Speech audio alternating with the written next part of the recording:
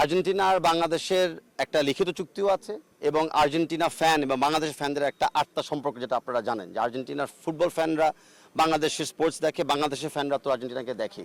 তো ওই চুক্তির এবং ওই আত্মা সম্পর্কের আওতায় আজকে আপনারা দেখতেছেন যে আর্জেন্টিনার অ্যাম্বাসেডর মহোদয় আজকে এরকম একটা গ্রাম্য পরিবেশে এসেছে বাংলাদেশের প্রান্তিক লেভেলের প্লেয়ারদেরকে দেখার জন্য এবং হোপফুলি দু একটা ট্যালেন্টকে চুজ করার জন্য। ভবিষ্যতে আমরা দেখতে চাই যে আমাদের আর্জেন্টিনা বাংলাদেশে টেকনিক্যালি আমরা কোলাবরেট করতেছি ইউথ লেভেলে এবং ইন্টারন্যাশনাল লেভেলে আমরা হু নোজ একদিন প্রীতি ম্যাচও খেলতে পারি। এই প্রতিষ্ঠানটা আমাদের বাঁচার কিছু না, এই প্রতিষ্ঠানটা সবচেয়ে বেশি এগিয়ে আছে। এই প্রতিষ্ঠানটা যাদের উদ্যোগে ইনফ্যাক্ট প্রতিষ্ঠানটা আগে একদম গ্রামবাসী উদ্যোগে কিন্তু তৈরি হয়েছে, তারপরে না রেডিয়েন্ট ফার্মাসিউটিক্যালসের মালিক এবং আমাদের এলাকার কৃতি সন্তান নাসির জাহিদি সাহেব এটাকে আরেকটু ডেভেলপ করেছে।